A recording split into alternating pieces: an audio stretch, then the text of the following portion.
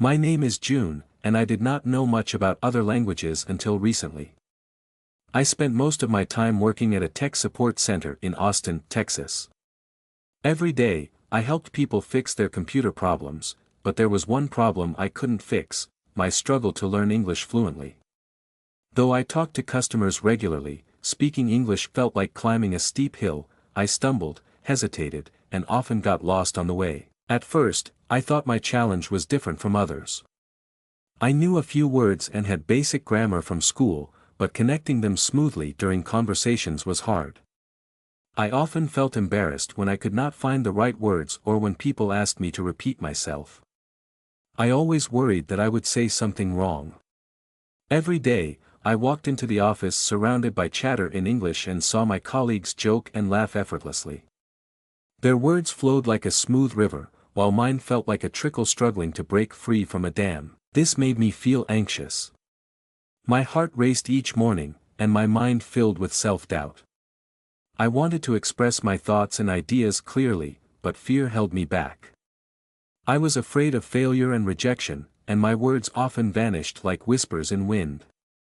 The pressure of my daily struggles weighed on me heavily. I knew I had to change but didn't know where to begin. However, deep down, I felt a spark of hope igniting my desire to learn as I sat quietly at my messy desk, dreaming of the day I could speak with confidence. As I began my journey to improve my English, I quickly realized that learning a new language was not as easy as I had hoped. I sat at my desk with a new notebook, ready to put my plans into action. I decided to study vocabulary words and practice speaking every day. I had read about the benefits of deep focus, so I thought that if I set aside a quiet time each day, I would learn quickly. It sounded so simple in theory. The first day, I woke up early and made myself a strong cup of coffee. With my favorite music playing softly in the background, I opened my notebook. However, just as I started to focus on a new set of words, my phone buzzed. It was a message from a friend asking about my weekend plans. Before I knew it, I was scrolling through social media, getting lost in pictures of delicious meals and cute pets. I lost track of time, and my study session turned into a jumble of distractions. I pushed myself to try again later that evening. This time, I turned off my phone and decided to use a well-known app for language learning. I excitedly dove into the lessons, but frustration hit me hard. The words just wouldn't stick in my mind. I repeated them over and over, but they slipped away as soon as I tried to use them in a sentence. I felt as if I was climbing a mountain, but each step was getting heavier and harder. Those feelings of doubt came flooding back. I began to question my ability to learn. Would I really ever get better? Would I fail again, just like I had in school? These negative thoughts formed a dark cloud over my study time. It felt easier to give up than to fight against this heavy wave of fear. I wanted to scream loudly to drown out those whispers of defeat. One afternoon, when I was sitting in the park feeling sorry for myself, an elderly man approached me. He held a book in his hands, the cover tattered and worn. I watched him carefully, noticing the spark of joy in his eyes as he smiled at me. "You look troubled, young man," he said. There was something kind in his voice, and I felt comfortable sharing my worries. I told him about my struggles with learning English and my fear of never improving. He listened patiently, nodding his head as I poured out my heart. Then he handed me the book he was holding. "This helped me when I learned to read and write," he said. "It's about overcoming challenges. Each page teaches you to believe in yourself. It's amazing how a small change in your thinking can lead to big changes in your life." That moment sparked something in me. His simple words of encouragement began to flicker like a faint light in the shadow of my doubts. I realized that everyone faces challenges, and struggles do not define us. I thought about how I could view my journey differently. Instead of seeing the difficulties as failures, I could see them as steps along the way. I held the book close, thanking the man for his kindness and inspiration. Promising myself I would take small steps, I felt ready to push forward, ready to believe in my own power to learn. With the kind words of the old man still echoing in my mind, I took his book as a guiding light toward my learning journey. I made a plan to study one page each day, following the small exercises and reflections inside. I learned that even small steps could lead to great changes. My first small win came when I managed to focus for a whole 30 minutes without reaching for my phone or getting distracted by my surroundings. I felt a rush of pride as I completed a practice session. I had spoken simple sentences about my day without stumbling over my words. The following week, I challenged myself to join an English conversation group that met at a local library. I was terrified as I prepared for my first meeting, imagining all the people who would speak effortlessly while I struggled to form sentences. Yet, I was determined to go, hoping that interacting with others would inspire me more. When I arrived at the library, my heart raced, and I faced that familiar feeling of doubt creeping in. But somehow, I recalled the old man's wise words. I reminded myself that I just needed to take small steps. After a few minutes of listening to the discussions, I found a small opening to join in. I hesitated, my palms sweaty, but I took a deep breath and spoke up about my favorite hobbies. I like gaming and watching movies, I managed to say. To my surprise, the group encouraged me with smiles and nods. I felt a swell of happiness, as if a door had been flung open. Though that moment felt like victory, I soon realized that my challenges were far from over. Each time I spoke, I still stumbled over certain words and sometimes felt overwhelmed by how quickly others talked. I caught myself wishing I could understand every sentence, but my fear of misunderstanding stopped me from trying to join in further. In one particular discussion about films, I wanted to share my thoughts on a movie I had watched recently, but I worried that my words would not come out right or that people would laugh. The anxiety I felt paralyzed me for a moment, and the little bit of confidence I had built up seemed to fade away. I wanted to speak up, but I remained silent while others exchanged ideas fluently. I felt I was back at square one. Why was it so hard to express myself fully? Why did my feelings of self-doubt creep back in? In the days that followed, I struggled with these rushed feelings, but I decided not to let them defeat me. I remembered that each failure could grow into a lesson. I used my journal to write down those thoughts and frustrations. I tapped into a well of inspiration through the stories in the book. I focused on the significance of small wins and acknowledged that emotions are just as important as words. I was learning, even if it wasn't perfect yet. With each small victory, I began to understand that growing confidence takes time. I still faced difficulties, but now I noticed how important perseverance is. I started to cherish these moments, both the wins and the struggles, in my journey as each step moved me closer to becoming the person I wished to be. I was on a road filled with ups and downs, yet I felt the momentum of progress building within me, allowing hope and determination to light my way forward. After a few weeks of practice and small victories, I felt a spark of confidence glowing inside me. It was a Saturday morning when my manager at the tech support center announced a surprise meeting. My heart sank as she explained that there would be a new client coming in from overseas. They needed help fixing a serious issue with their software. The catch? We would have to connect with them in English over a video call. Anxiety took root in my stomach, and a sense of dread overwhelmed me. This was the moment I had both looked forward to and feared. My heart raced as old doubts filled my mind. Could I manage to explain technical matters clearly all while speaking under pressure? What if I couldn't find the right words? I thought about all the times I had stumbled and hesitated in conversations with friends. My growing confidence felt fragile in comparison to the weight of the challenge in front of me. As the day approached, I worried about how I interpret my thoughts. I practiced what I would say and even wrote down specific phrases. But as I spent each day in the run-up to the meeting, I began to lose sight of my progress. My mind swirled with negative self-talk. You are going to mess this up. What makes you think you can do this? The room began to feel suffocating, and my breathing quickened. At times I simply wanted to hide away under my covers, pretending the meeting would never happen. The day finally came, and as I sat at my desk, staring at my computer screen, I could feel my heart racing. I kept wondering if anyone would notice my fear. I took deep breaths, trying to calm my nerves, but the thought of being in front of the client made my hands tremble. As the meeting began, I looked into the camera and saw the client's face smiling warmly at me. He spoke clearly, but I felt lost in translation. The pressure made my mind go blank. What was supposed to be a discussion turned into a stressful labyrinth of thoughts that I couldn't navigate. Flashes of my old self crept back in, drowning out my newfound confidence.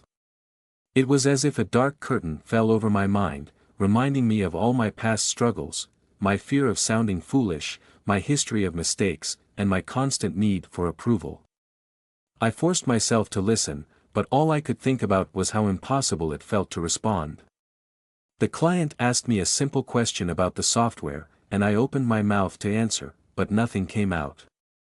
I stared at the screen, my facial muscles tightening. My thoughts spun, and panic began to seep in. In that moment, I felt completely overwhelmed, drowning in self-doubt. I wanted to retreat into my shell, to run away from the situation. The fear threatened to pull me back into darkness, and a wave of guilt washed over me.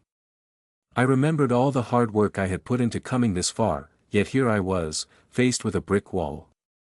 What if this moment erased all my tiny victories? I felt like a failure before a single word of mine left my lips. Would I ever feel competent? I was losing the battle against my old self. Staring at the blank screen, I felt the weight of my failure crush me. I wanted to melt into the background and disappear. The client began to shift uncomfortably as I sat silent. Every second felt like an eternity, each tick of the clock reminding me of my struggle. I thought helplessly about giving up. After all the effort I had put into learning English, it seemed pointless. My fingers hovered over the keyboard, but I couldn't find the courage to type a reply. As the moments passed, shame flooded me. I felt like a child lost in a crowded mall, shouting for someone to rescue me. The weight of my dreams felt heavy on my shoulders. The thought of abandoning my growth journey haunted me. Walking away now would mean accepting defeat, yet the fear of failing felt like a strong current pulling me under. Desperate, I dropped my head onto my desk, letting waves of disappointment wash over me. Just then, I heard a soft knock on my door. It was Hannah, my colleague and friend. She walked in and saw the anxiety written on my face. "Hey, Joon. Is everything okay?" she asked gently. I could see genuine concern in her eyes, and in that moment, I realized I was not alone. I poured out my worries, describing the pressure of impending failure. As I spoke, she listened intently, nodding along, and something about her calmness slowly soothed my racing heart. After I finished speaking, she placed a warm hand on my shoulder. "Joon, it's completely normal to feel overwhelmed," she said, her voice steady. I remember my first big presentation in English. I was terrified. I stumbled through my speech, and afterwards, I felt like giving up too. But what happened after was beautiful. I learned from it. Her words wrapped around me like a soft blanket, sheltering me from my doubts. They still accepted my ideas. They understood I was learning, just like you are. Every step forward is progress, whether it feels big or small. It's all part of the journey, right? Hannah looked into my eyes as if her understanding could penetrate through the walls I had built. Then, something shifted inside me. I recalled my initial motivations for learning English, the desire to connect with others, the joy of expressing myself better, and tracing newfound friendships across barriers. I wanted those experiences. Suddenly, a wave of clarity washed over me. My journey was not just about speaking perfectly, it was about the courage to keep trying, even when things got tough.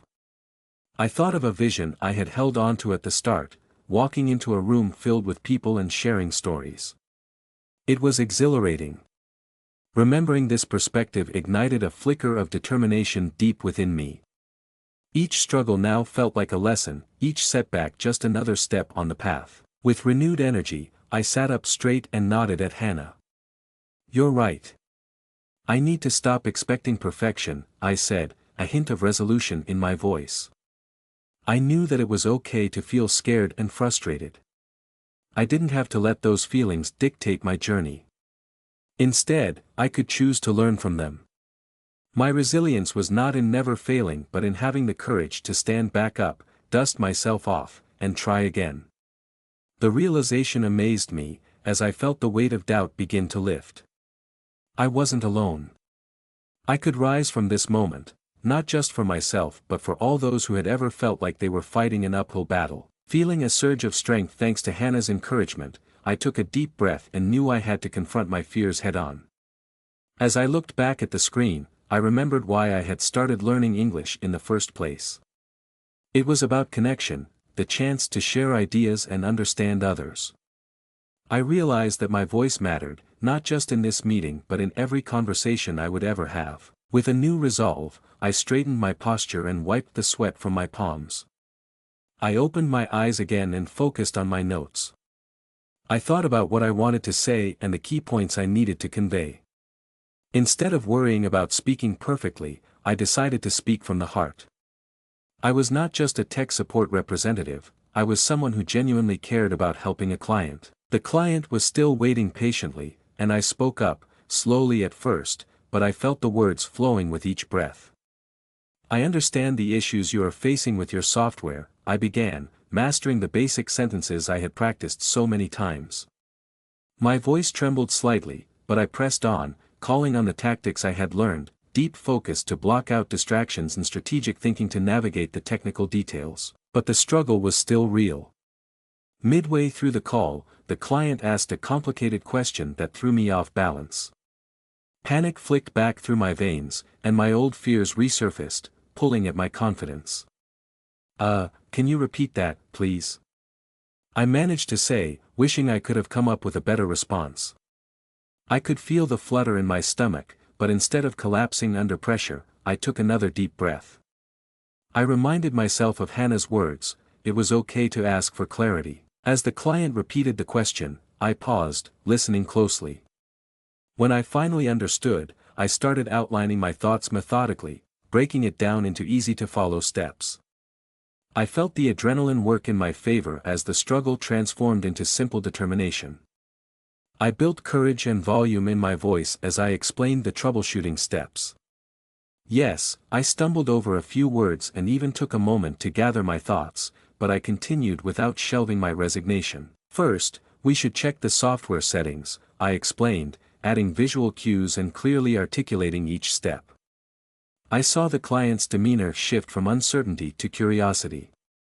Each time I hesitated, I recalled my purpose, to help. The knowledge I had accumulated through my studies shone through, even with the small errors I made. As we worked through the problem together, I felt a swell of relief and pride inside me. When the session came to an end, I watched as the client smiled, thanking me for my help. Their warm tone crushed the remnants of self-doubt lingering within me. I felt exhilarated, the struggle had not disappeared, but my resolve had doubled, and I saw just how far I had come. I had faced my fear, not without challenge, but with determination and clarity of purpose. For the first time, I saw growth through the messiness that had once held me back. Walking away from that call, I no longer felt like the scared person I had been earlier. Instead, I felt stronger, more capable. I had shifted from focusing on my weaknesses to embracing the strength to push forward. In that moment, I realized that my journey was far from over, yet it was just beginning. One step at a time, I could conquer the challenges ahead. After the video call ended, I let out a breath I didn't realize I had been holding. My heart still raced as I leaned back in my chair, contemplating what had just happened. I had faced a terrifying challenge, and somehow, I had emerged on the other side. Even if I had stumbled through a few parts, I felt a sense of accomplishment swelling within me. It felt like crossing a finish line I wasn't sure I could reach. As I sat there, I began to process how much I had grown. Before that pivotal moment, I wouldn't have dared to speak in front of someone who demanded immediate solutions. I would have shied away from confrontation, letting fear dictate my actions. But today, I had stood my ground. I no longer saw myself as just a worried learner, I felt like a capable problem solver. The small setbacks and hesitations I had once considered failures now seemed like stepping stones leading me to this victory. Thinking back to Hannah's kind words, I realized how important they had been. She had reminded me that everyone struggles, and struggles are part of learning. This resonated with me deeply. I started to see that my fears were merely barriers that needed to be approached differently.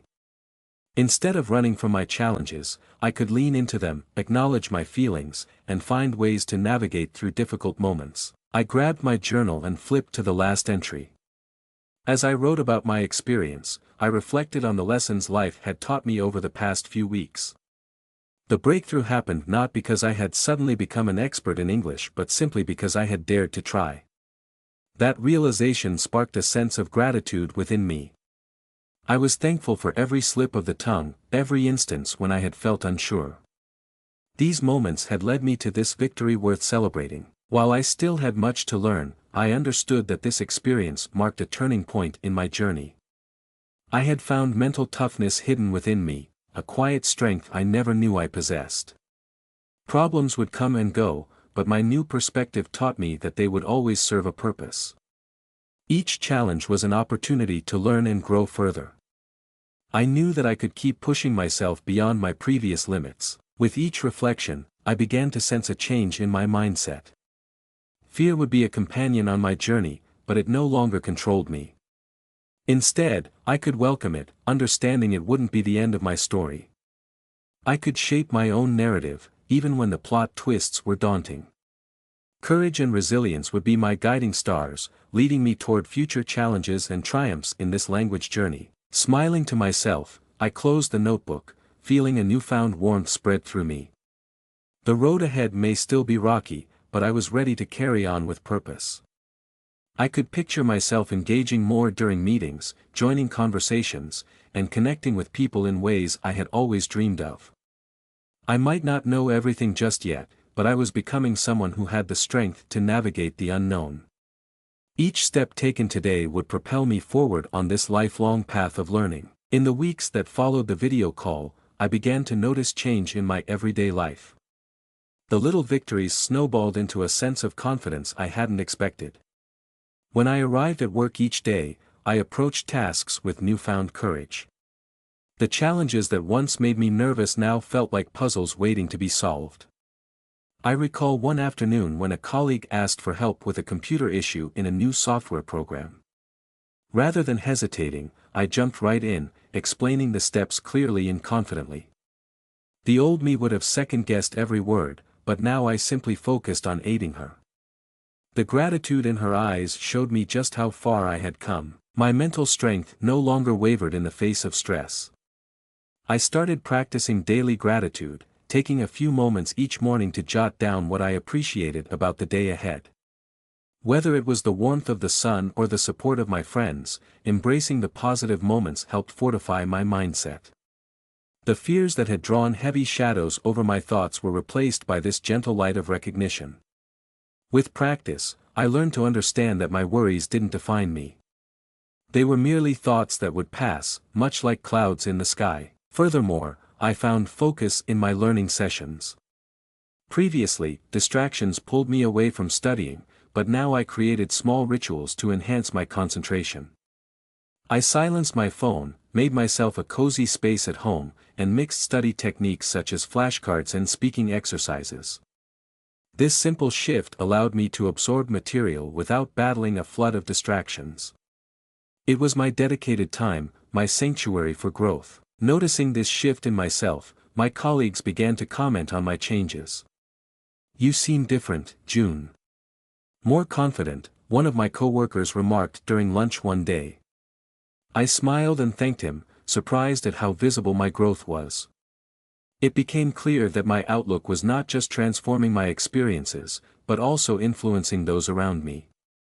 I interacted more with people, asking questions, sharing stories, and enjoying conversations in English. This engagement sparked connections that outweighed the fear of making mistakes. Stressful situations also became easier to navigate. When new challenges arose, like taking part in team meetings or collaborating on projects, I felt excitement instead of dread.